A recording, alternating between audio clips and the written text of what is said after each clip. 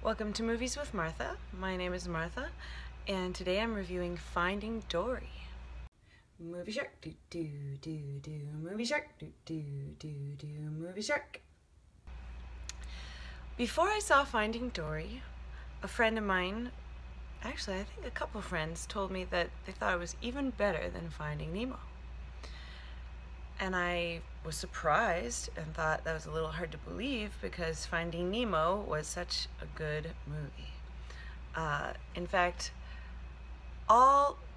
basically all of the Pixar movies have been so impressive to me in terms of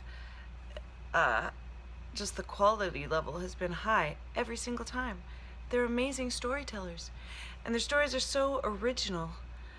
They're not, I mean, we live in an age of remakes and sequels, and Pixar is actually making original stories. Well, you know, that being said, Finding Dory is a sequel, technically. But it's a very original sequel. I wouldn't say it depends on, you know, a lot of sequels just do the same thing they did in the first one, say, oh, people liked this, so they just do it again, you know. But I'd say Finding Dory was, it was very different than Finding Nemo.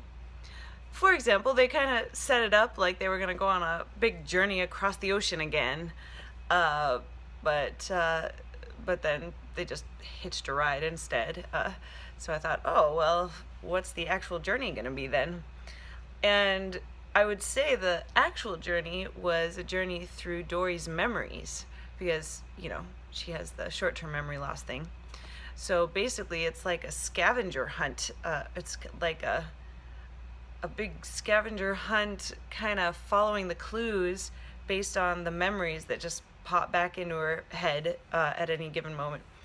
And so it really, yeah, very different. And it had a lot of the same funny parts.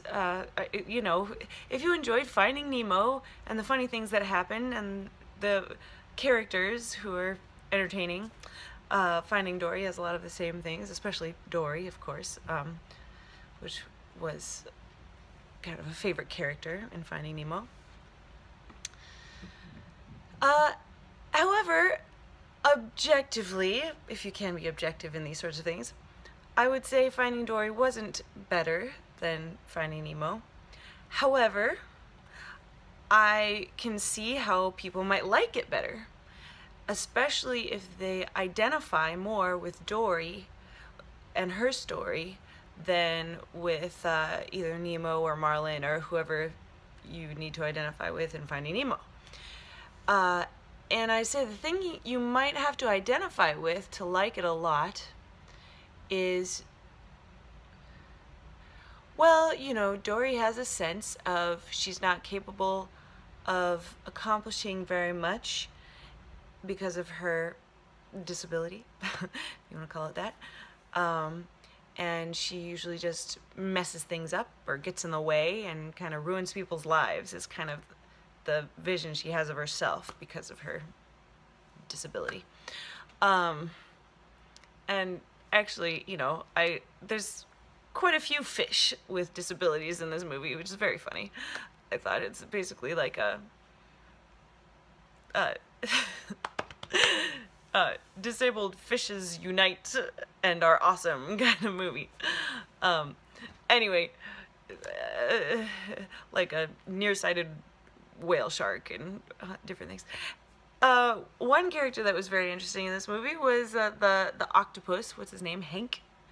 And I really wish they had fleshed his character out more and given him more backstory, because they kind of hinted at it but didn't really go into the details. Like, there's more depth to this character. He's got a history kind of thing.